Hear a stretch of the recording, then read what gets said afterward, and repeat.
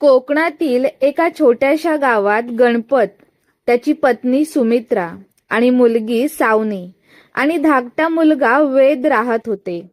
घर गरीब होतं, पण त्या घरात प्रेमाची श्रीमंती होती. गणपत दिवसभर मजुरी करायचा आणि सुमित्रा गावातील महिलांच्या घरी शिवणकाम करून संसाराला हातभार लावायची. सावनी वेदपेक्षा 7 वर्षांनी मोठी होती. वेदचा जन्म झाल्यापासून तिने त्याला मुलासारखंच वाढवलं होतं. तो रडला की धावत यायची. तो आजारी पडला की रात्रभर त्याच्या उशाशी बसून राहायची. गावात सगळे म्हणायचे, ही बहीण नाही, दुसरी आई आहे. वेद अभ्यासात खूप हुशार होता. त्याचं स्वप्न होतं मोठा अधिकारी बनायचं. पण त्याला माहीत होतं की त्यांच्या घरची परिस्थिती त्या स्वप्नांच्या आड उभी राहिली आहे. एके दिवशी गणपत कामावरून परतताना अपघातात गंभीर जखमी झाला. काही दिवस उपचार सुरू राहिले, पण त्याच्या शरीराने साथ सोडली. अखेर त्याचं निधन झालं.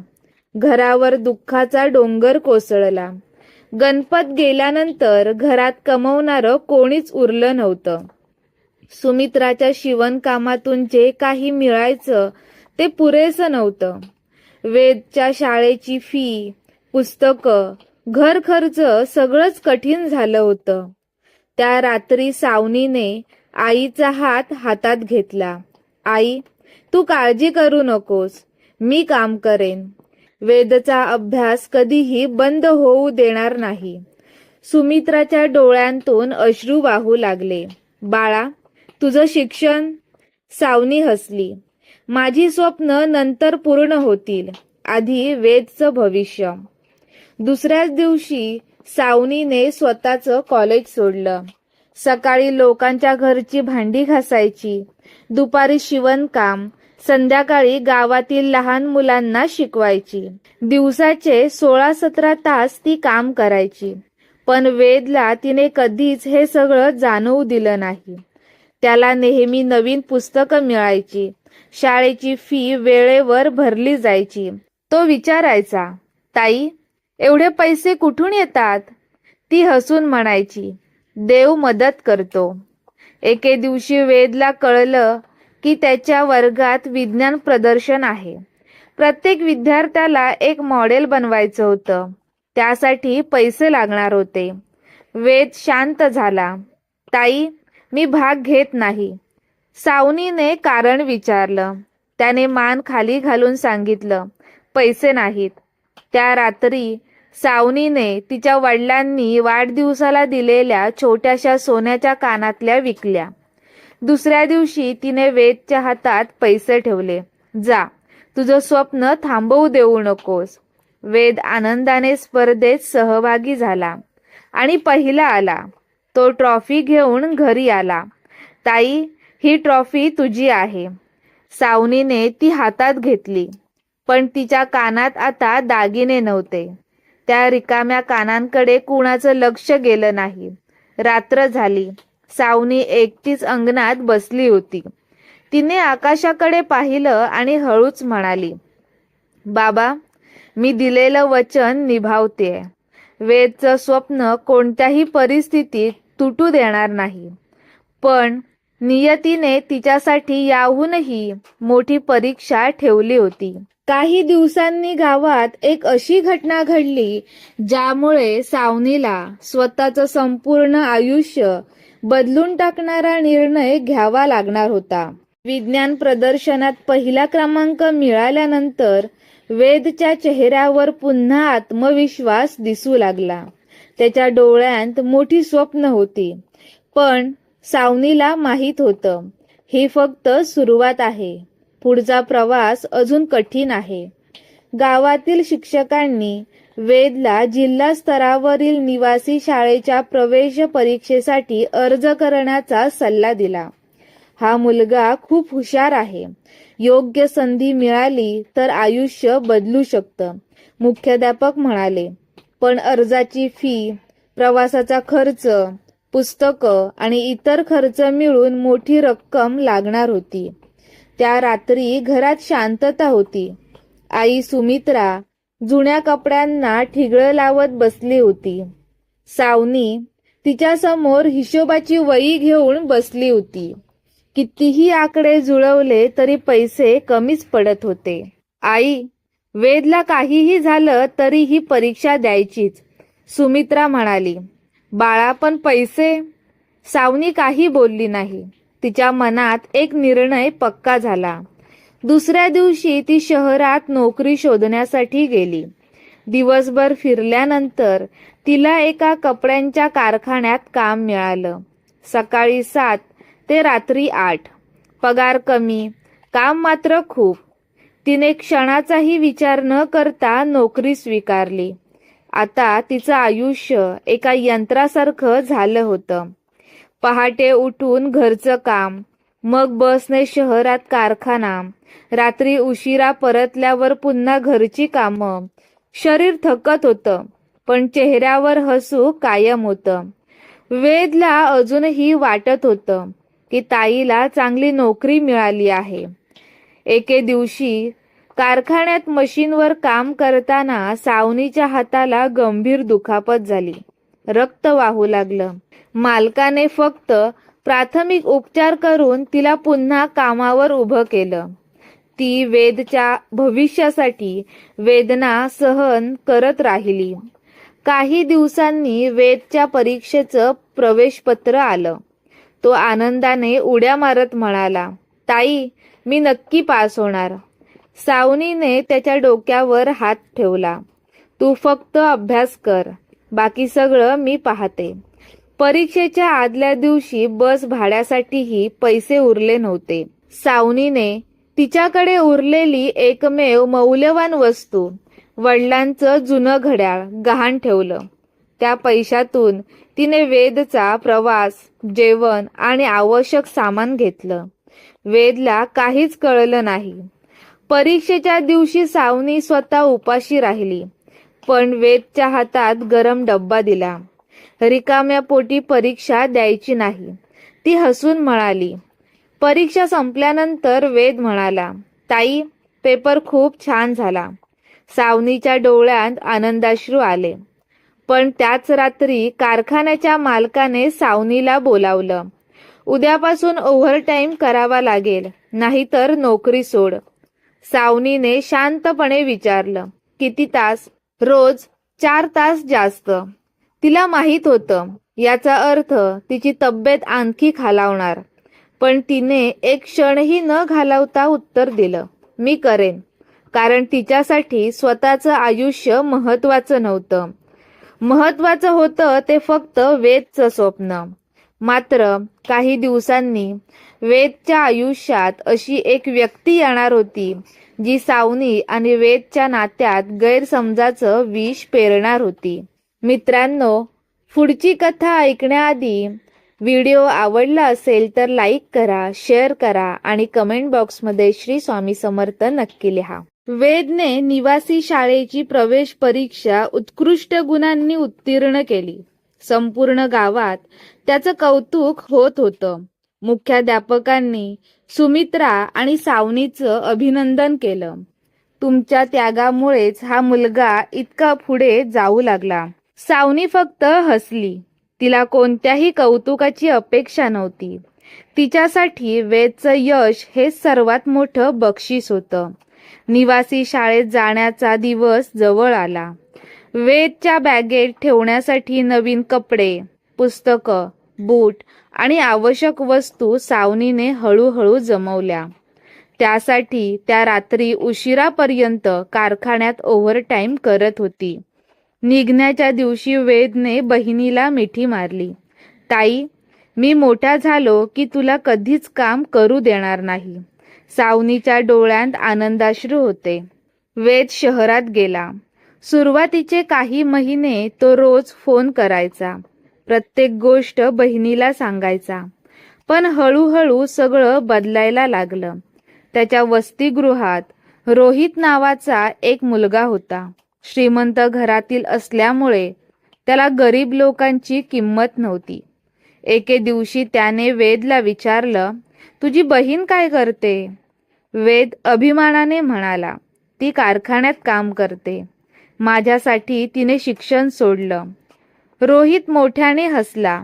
अरे, गरीब लोक कायम गरीबच राहतात. तुझी बहीण तुला मुद्दाम गरीब असल्याची भावना देत असेल. वेदने त्याचं बोलणं दुर्लक्षित केलं. पण रोहित रोज त्याच्या मनात शंकेची बीजं पेरू लागला. तुझी बहीण तुला सगळं खरं सांगते याची खात्री आहे का? ती स्वतःसाठी पैसे लपवत असेल तर? तू कधी तिचा पगार पाहिलास का? हळूहळू वेदच्या मनात शंका निर्माण झाली. एका रविवारी सावनी त्याला भेटायला आली. हातात त्याचा आवडता डब्बा, नवीन वही आणि काही फळं होती. पण वेदचा चेहरा आज वेगळाच होता. ताई, तू मला सगळं खरं सांगतेस ना? सावनी हसली. हो रे, काय झालं? तुझ्याकडे खरंच पैसे नसतात का, की तू मला काही लपवतेस? हा प्रश्न ऐकून सावनी काही क्षण शांत झाली. तिला समजलं, कोणीतरी तिच्या भावाच्या मनात विष पेरलं आहे. तरीही ती शांतपणे म्हणाली, माझ्यापेक्षा तुझं भविष्य मोठं आहे. वेदने काही उत्तर दिलं नाही. त्या दिवशी पहिल्यांदाच बहीण घरी परतताना रडत होती. काही दिवसांनी कारखान्यात मोठी दुर्घटना झाली. मशीनचा स्फोट झाला आणि अनेक कामगार जखमी झाले. त्यात सावनीलाही गंभीर दुखापत झाली. तिने वेदला याची कल्पनाही दिली नाही. ती हॉस्पिटलमध्ये उपचार घेत असतानाही आईला एकच सांगत होती, वेदच्या अभ्यासात अडथळा येता कामा नये. पण नियतीचा पुढचा डाव आणखी भयंकर होता. हॉस्पिटलच्या बेडवर सावनी शांत पडली होती. हाताला गंभीर दुखापत झाली होती आणि शरीरात अनेक ठिकाणी मार लागला होता. डॉक्टरांनी तपासण्या पूर्ण केल्या आणि सुमित्राला त्यांच्या केबिनमध्ये बोलावलं. रुग्ण आता धोक्याबाहेर आहे, डॉक्टर म्हणाले. पण तिच्या हाताला पूर्ण ताकद परत यायला बराच वेळ लागेल. काही काळ तिने खूप कष्टाचं काम टाळायला हवं. हे ऐकताच सुमित्राच्या डोळ्यात अश्रू आले. डॉक्टर, मी काम नाही करणार तर आमचं घर कसं चालेल? सावनीचे हे संभाषण ऐकलं होतं. ती शांतपणे म्हणाली, आई, माझ्यामुळे वेदचं शिक्षण थांबायला नको. डॉक्टरांनीही तिला समजावलं, तू स्वतःची काळजी घेतली नाहीस तर पुढे कायमस्वरूपी त्रास होऊ शकतो. पण सावनीच्या मनात एकच विचार होता, वेदचं स्वप्न. 2 आठवड्यांनी ती पूर्ण बरी नसतानाही पुन्हा कामावर गेली. कारखान्याचा मालक तिच्याकडे पाहून म्हणाला, तू अजून विश्रांती घ्यायला हवी होती. सावनी हसली. विश्रांतीपेक्षा माझ्या भावाचं भविष्य महत्वाचं आहे. तिच्या जखमी हाताने पुन्हा मशीन चालू झाली. प्रत्येक वेदना ती हसत सहन करत होती. दरम्यान निवासी शाळेत वेदचा अभ्यास खूप चांगला सुरू होता. पण तो प्रत्येक परीक्षेत पहिला येत होता. एके दिवशी त्याच्या शाळेत राज्यस्तरीय विज्ञान स्पर्धेची घोषणा झाली. विजेत्याला मोठी शिष्यवृत्ती मिळणार होती. पण त्यासाठी अत्याधुनिक प्रोजेक्ट तयार करावा लागणार होता. त्यासाठी लागणारा खर्च ऐकून वेद निराश झाला. यावेळी ताईला पैसे मागायचे नाहीत, तो स्वतःशीच म्हणाला. काही दिवसांनी सावनी त्याला भेटायला आली. तिने त्याच्या चेहऱ्यावरची चिंता ओळखली. काय झालं वेद? काही नाही. माझ्यापासून काही लपवू नकोस. शेवटी वेदने स्पर्धेबद्दल सांगितलं. सावनीने एक क्षणही विचार केला नाही. तू प्रोजेक्ट बनव, पैशाची काळजी करू नको. घरी आल्यावर तिने कपाट उघडलं. त्यात तिच्या लग्नासाठी आईने जपून ठेवलेली एक सुंदर सोन्याची साखळी होती. आई घाबरून म्हणाली, सावनी, ही तुझ्या लग्नासाठी आहे. सावनीने ती हातात घेतली आणि हसली. आई, माझं खरं दागिनं म्हणजे वेदचं यश. दुसऱ्याच दिवशी तिने ती साखळी विकली. त्या पैशातून वेदसाठी आवश्यक साहित्य विकत घेतलं. विज्ञान स्पर्धेच्या दिवशी वेदने अप्रतिम सादरीकरण केलं. संपूर्ण सभागृह टाळ्यांच्या आवाजाने दणाणून गेलं. निकाल लागला. पहिला क्रमांक वेद गणपत पाटील. त्याला मोठी शिष्यवृत्ती जाहीर झाली. मुख्य पाहुण्यांनी विचारलं, या यशाचं श्रेय कुणाला देशील? वेदने क्षणभर विचार केला. त्याच्या डोळ्यासमोर सावनीचा चेहरा आला. पण त्या क्षणी रोहितचं बोलणं त्याच्या मनात घुमलं. तो म्हणाला, माझ्या मेहनतीला. हे शब्द ऐकून दूर उभी असलेली सावनी फक्त हसली. तिच्या डोळ्यात पाणी होतं, पण अभिमानही तितकाच होता. तिला माहीत होतं, एक दिवस सत्य नक्की समोर येईल. त्या रात्री मात्र एक अनोळखी व्यक्ती सावनीला भेटायला आली. त्याने तिच्या समोर एक जुना लिफाफा ठेवला आणि म्हणाला, हे तुझ्या वडिलांनी त्यांच्या मृत्यूपूर्वी माझ्याकडे ठेवायला दिलं होतं. आता योग्य वेळ आली आहे. सावनीने थरथरत्या हातांनी तो लिफाफा उघडला. आत जे लिहिलं होतं ते वाचून तिच्या पायाखालची जमीन सरकली. सावनीच्या हातात तो जुना पिवळसर झालेला लिफाफा होता. तिचे हात थरथरत होते. बाहेर मुसळधार पाऊस सुरू होता, पण तिच्या मनात त्याहून मोठं वादळ उठलं होतं. तिने लिफाफा उघडला. आत वडिलांच्या हस्ताक्षरात लिहिलेलं एक पत्र होतं. प्रिय सावनी, जर तू हे पत्र वाचत असशील तर मी या जगात नसेन. मला माहीत आहे की माझ्यानंतर आपल्या घराची जबाबदारी तुझ्या खांद्यावर येईल. पण एक गोष्ट लक्षात ठेव, वेदचं शिक्षण कधीही थांबवू देऊ नकोस. तो मोठा होईल, आपलं घर पुन्हा उभं करेल आणि तुझ्या प्रत्येक त्यागाची किंमत नक्की ओळखेल. मी तुझ्यासाठी काहीच ठेवू शकलो नाही याची खंत आहे, पण माझा आशीर्वाद कायम तुझ्यासोबत असेल. पत्र वाचून सावनीच्या डोळ्यांतून अश्रू ओघळू लागले. तिने पत्र छातीशी धरलं आणि हळूच म्हणाली, बाबा, मी तुमचं वचन मोडणार नाही. काही दिवसांनी कारखाना अचानक बंद झाला. सर्व कामगार बेरोजगार झाले. घरात पुन्हा आर्थिक संकट उभं राहिलं. आई चिंतेत होती. आता काय करू सावनी? सावनीने शांतपणे उत्तर दिलं, देव एक दार बंद करतो, पण दुसरं नक्की उघडतो. तिने शहरातील एका मोठ्या रुग्णालयात सफाई कर्मचाऱ्यांची नोकरी स्वीकारली. काम खूप कठीण होतं. रात्रपाळी, कमी पगार आणि सततचा मानसिक ताण.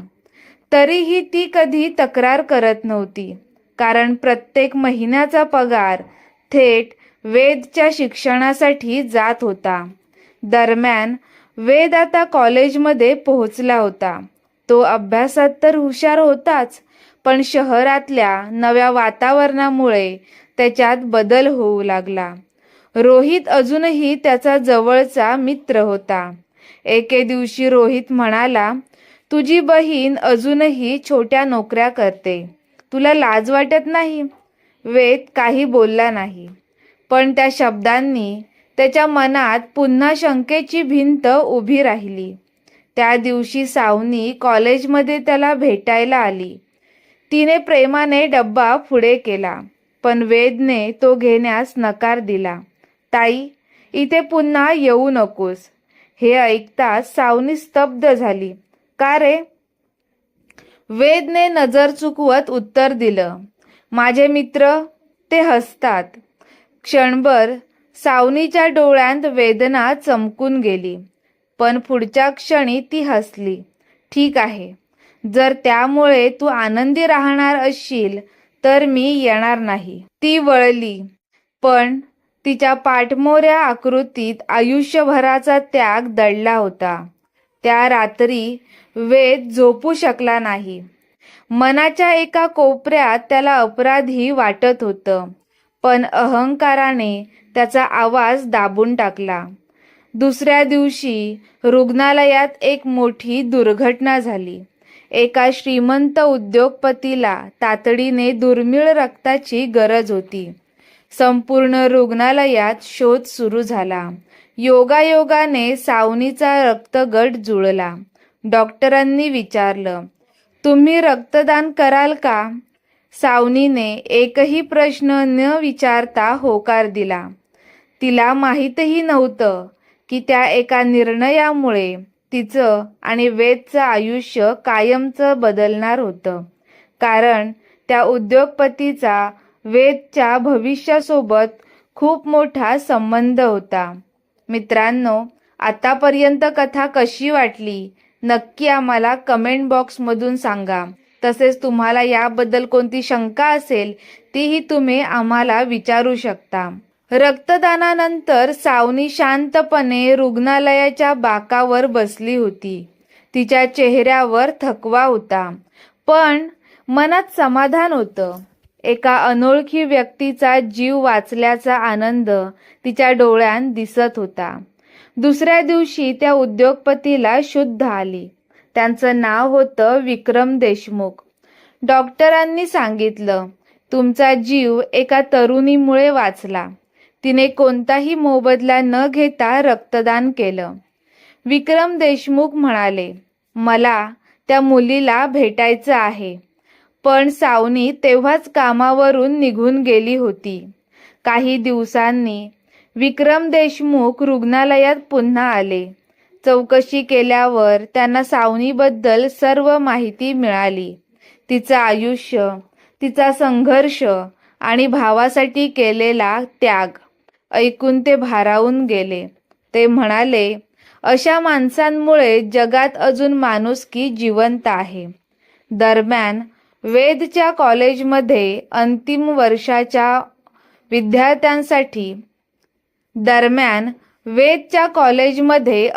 वर्षाच्या विद्यार्थ्यांसाठी मोठ्या कंपनीची मुलाखत होणार होती. संपूर्ण कॉलेज उत्साहात होतं. वेदची निवड होण्याची शक्यता सर्वाधिक होती. मुलाखतीच्या आदल्या दिवशी त्याला अचानक आईचा फोन आला.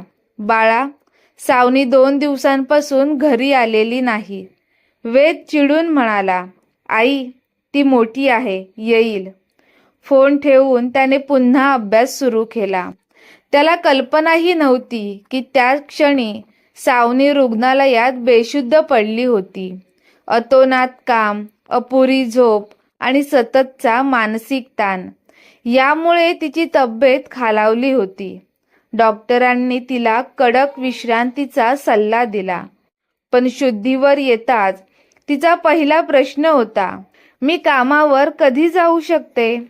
डॉक्टर आश्चर्यचकित झाले. तुला स्वतःच्या जीवाची अजिबात काळजी नाही का? सावनी हसली. माझ्या भावाची मुलाखत आहे. त्याचं भविष्य माझ्या विश्रांतीपेक्षा मोठं आहे. त्याच दरम्यान विक्रम देशमुखांनी सावनीच्या खात्यात काही पैसे जमा करण्याचा प्रयत्न केला. पण सावनीने ते पैसे परत पाठवले.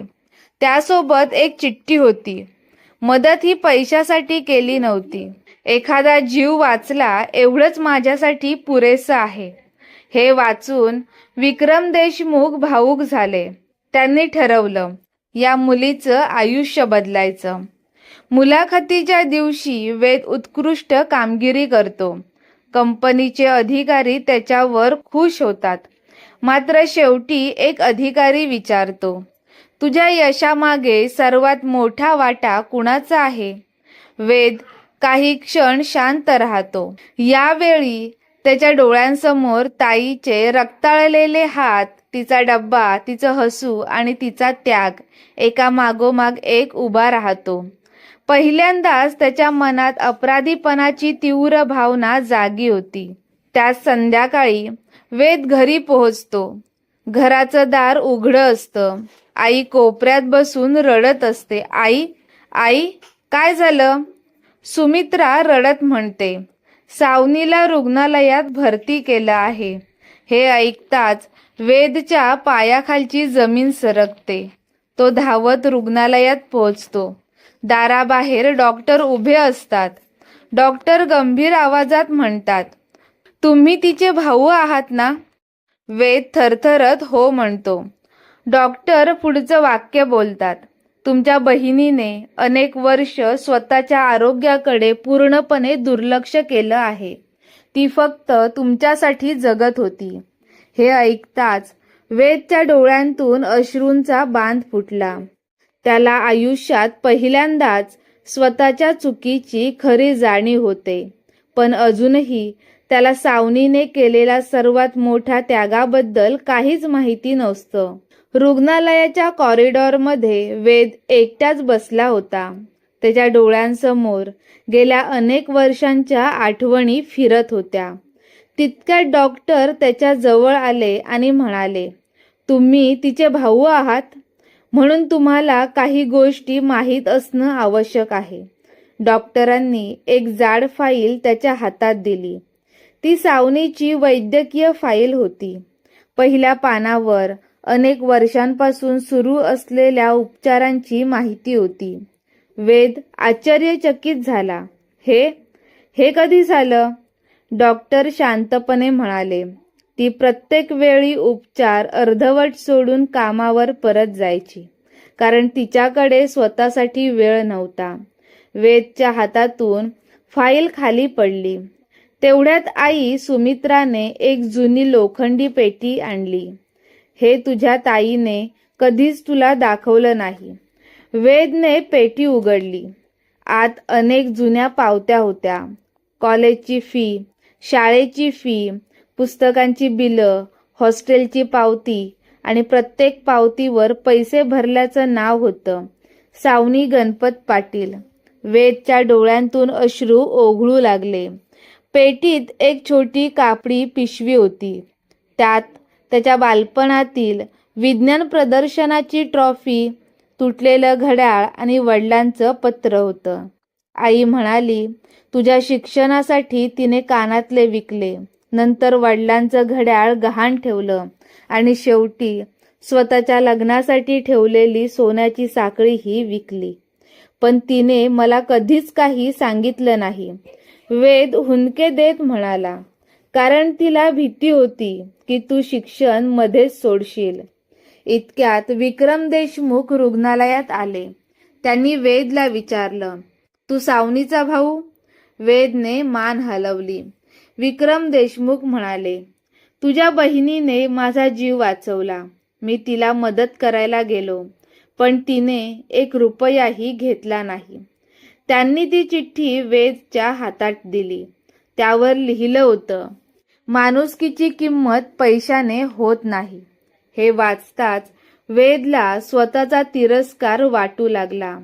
वेद ICU मध्ये गेला. सावनी अजूनही बेशुद्ध होती. त्याने तिचा हात हातात घेतला. पहिल्यांदाच तो लहान मुलासारखा रडू लागला. ताई, मला माफ कर. मी तुझ्यावर शंका घेतली, तुझा अपमान केला आणि तू मात्र माझ्यासाठी स्वतःचं आयुष्य संपवत होतीस. त्याच्या डोळ्यातील अश्रू सावनीच्या हातावर पडले. अचानक सावनीच्या बोटांची हलकी हालचाल झाली. डॉक्टर धावत आले. काही क्षणांनी सावनीने हळूहळू डोळे उघडले. पहिल्यांदाच तिने वेदला पाहिलं.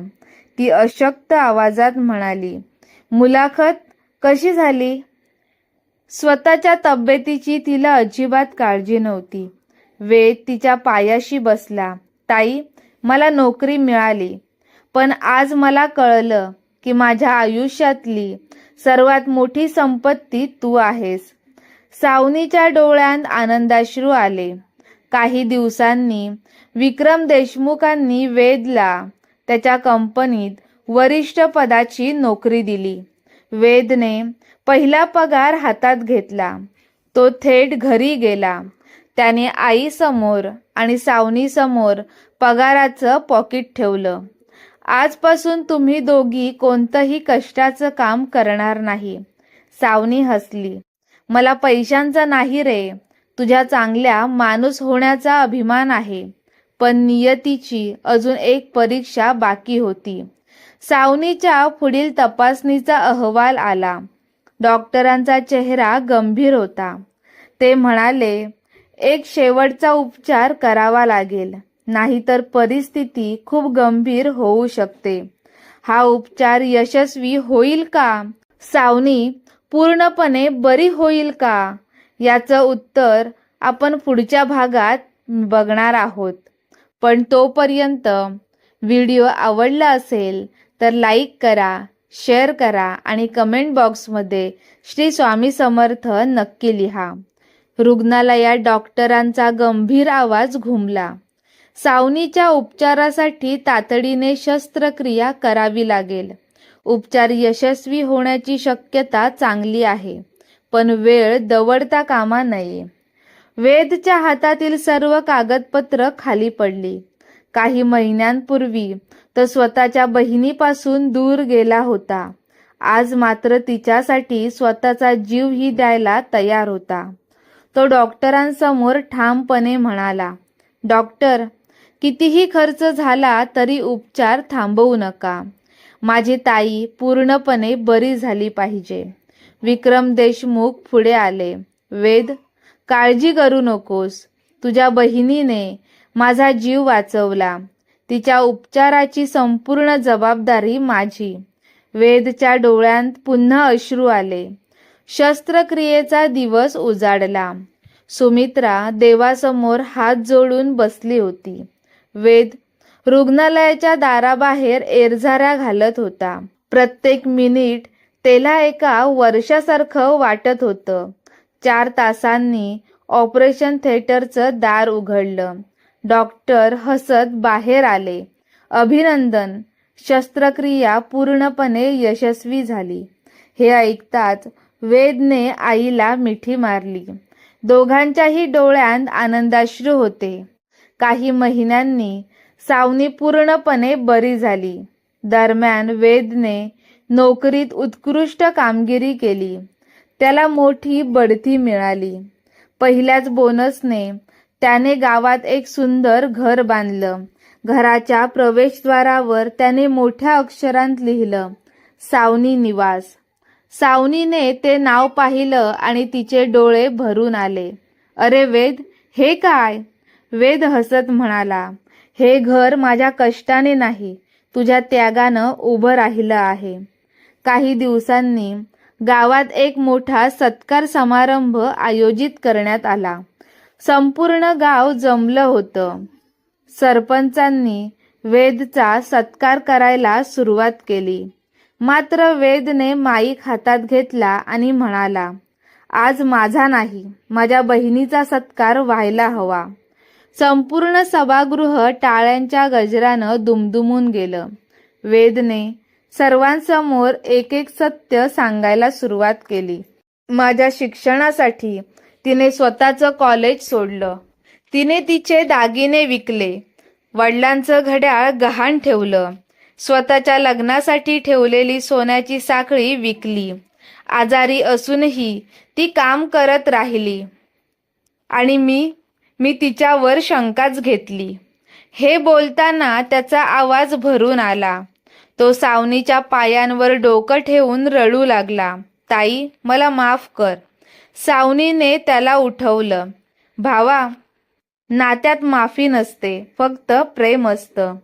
हे शब्द ऐकून उपस्थित प्रत्येकाच्या डोळ्यांत अश्रू आले. काही महिन्यांनी वेदने गावात एक शिक्षण निधी सुरू केला. त्या निधीचं नाव होतं सावनी शिक्षण ट्रस्ट. या ट्रस्टमधून गरीब मुलामुलींना मोफत शिक्षण, पुस्तके आणि शिष्यवृत्ती मिळू लागली. वेद म्हणाला, ज्या बहिणीने एका भावाचं आयुष्य घडवलं, तिच्या नावाने आता हजारो मुलांचं भविष्य घडेल. त्या संध्याकाळी सावनी घराच्या अंगणात बसून सूर्यास्त पाहत होती. वेद तिच्या शेजारी येऊन बसला. ताई, तुझं एखादं स्वप्न अजून अपूर्ण आहे का? सावनी हसली. हो, एक आहे. काय? प्रत्येक घरात भाऊ बहिणीचं नातं असंच प्रेमाने आणि विश्वासाने जपलं पाहिजे. वेदने तिचा हात हातात घेतला. मी वचन देतो, तुझं हे स्वप्नही नक्की पूर्ण करेन. आकाशात मावळणारा सूर्य जणू त्यांच्या आयुष्यातील संघर्ष संपल्याची साक्ष देत होता. त्या घरात आता गरिबी नव्हती, दुःख नव्हतं. होता तो फक्त एका बहिणीच्या निस्वार्थ प्रेमाचा विजय. संपत्ती, यश आणि पैसा पुन्हा मिळवता येतो, पण आपल्या माणसांचं निस्वार्थ प्रेम आणि त्याग याची किंमत कधीच पैशात मोजता येत नाही. आपल्या कुटुंबाचा आदर करा, कारण संकटाच्या वेळी सर्वात आधी तुमच्यासोबत उभं राहणारं नातं म्हणजेच कुटुंब असतं. मित्रांनो, कथा कशी वाटली नक्की आम्हाला कमेंट बॉक्समधून कळवा. तसेच आवडली तर लाईक करा, शेअर करा आणि कमेंट बॉक्समध्ये श्री स्वामी समर्थ लिहायला विसरू नका. धन्यवाद.